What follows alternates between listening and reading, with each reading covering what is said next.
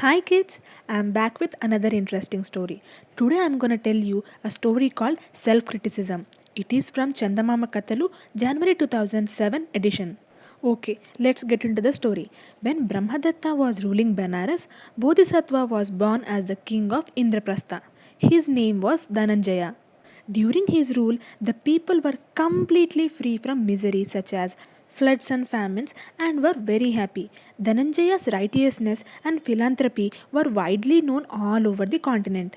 At that time, King Kalinga ruled the country from his capital Dantapur. One year there was famine in that kingdom due to drought. Hunger stalked the land. Many children perished in the arms of their mothers. The entire populace lost its nerve. This state of affairs upset King Kalinga very much. He called his ministers and asked them, "What can be the reason for the failure of rains in our land this year? What should we do to get over this months of famine?" "O king," they replied, "when we stray from the path of righteousness and such calamities occur, for instance, King Dhananjaya of Indraprastha never deviates from the path of virtue. No calamity has ever visited his kingdom. It rains there thrice a month and the people are exceedingly happy." In that case, King Kalinga told his ministers, "Go and meet King Dhananjaya. Get him to write down the virtues he adopts in his rule on the leaves of gold and bring them to me.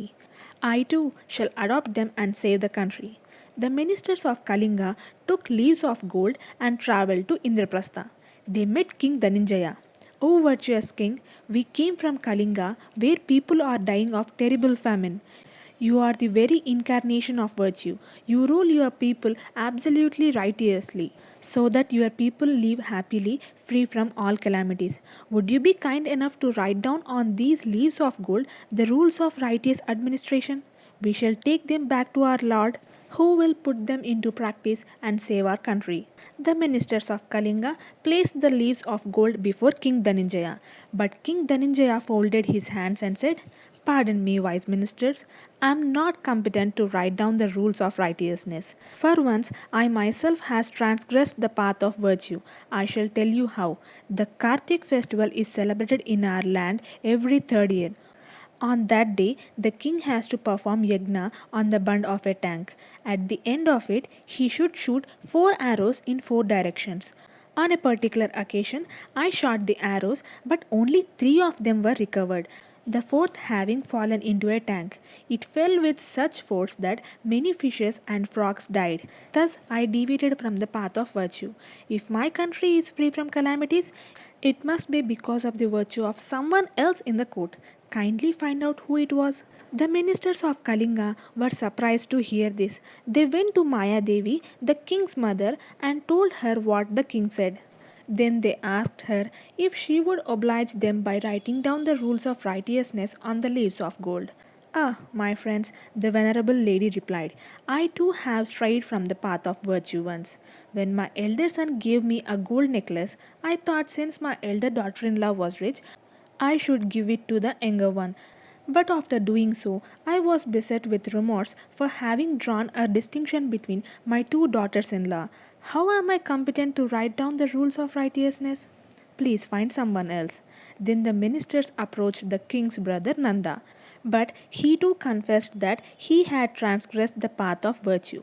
"I take a ride to the palace every evening in my chariot. At times I stay back for the night.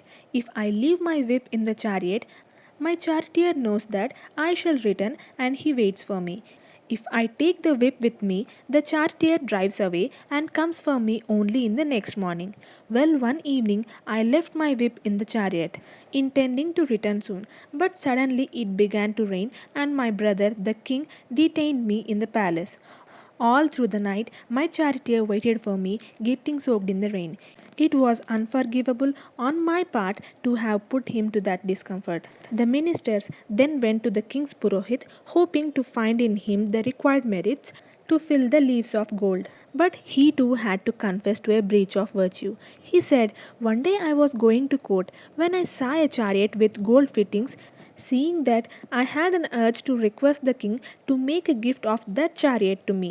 The moment the king saw me, he told me that the chariot was a gift for me. I was so ashamed of my cupidity that I had to decline the gift.